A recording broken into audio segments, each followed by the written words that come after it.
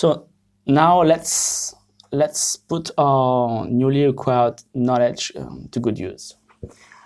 We will pull a new data set and we will process it with MountainsSPIP.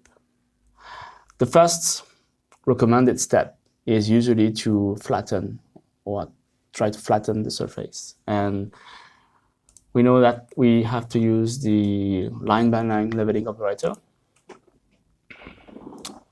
If we try only offsetting each line in Z, it's not going to work. It's not sufficient. If we subtract a least square polynomial function to each curve, it's slightly better, but we still have some artifact. Obviously, we need to exclude those structures from the calculation. To do so, we activate the automatic structure exclusion. Now it's better. We could try a different degree, 2, for instance. But by doing so, we start to have new artifacts, which we want to avoid. So let's go back to 1.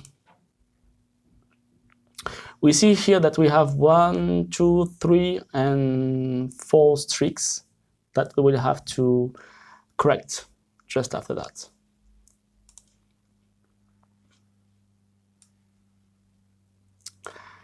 Correcting streaks, as we have seen, there's 2 options. We could use the Spatial Filter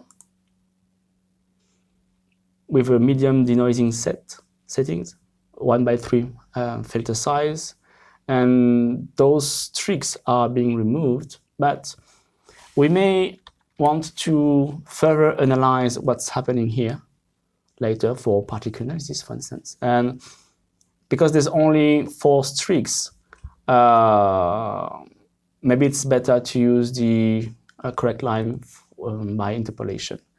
We will only retouch those 4 lines while keeping the rest entirely untouched.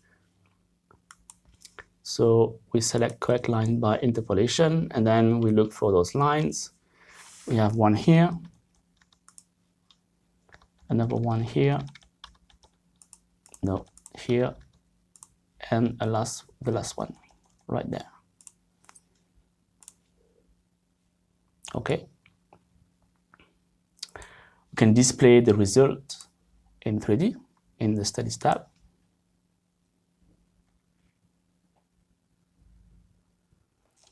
Press F11 for full screen and take a better look at the results.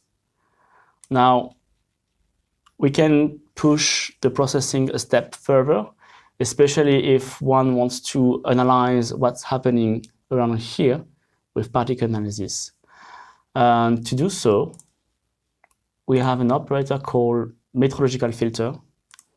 These filters that are described in the ISO standard are mostly used for separating the waviness and the roughness components of surfaces. And they are required when one wants to calculate roughness according to the ISO standard. But they can also be used to remove that waviness, and that's the raw surface on the left. That's the roughness component in the middle and the waviness component on the right. And you see that that blob here has been removed, and we only have now those structures that could be further studied with particle analysis.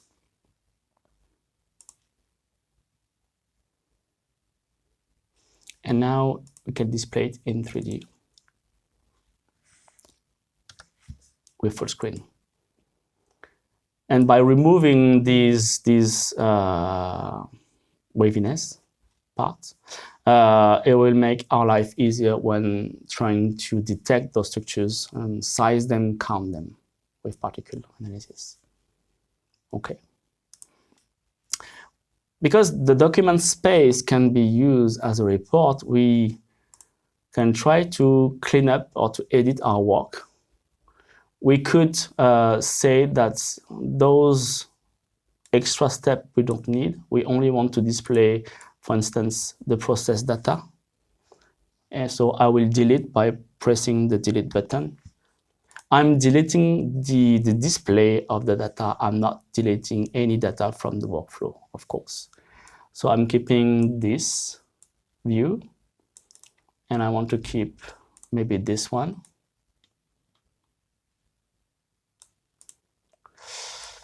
I will delete this frame as well. By right-clicking, you can delete empty pages. We can put a title,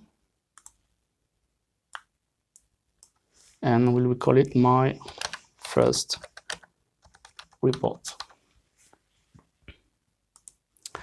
This document and this workflow can be saved on the hard drive. And to do so, you select File, save the document as,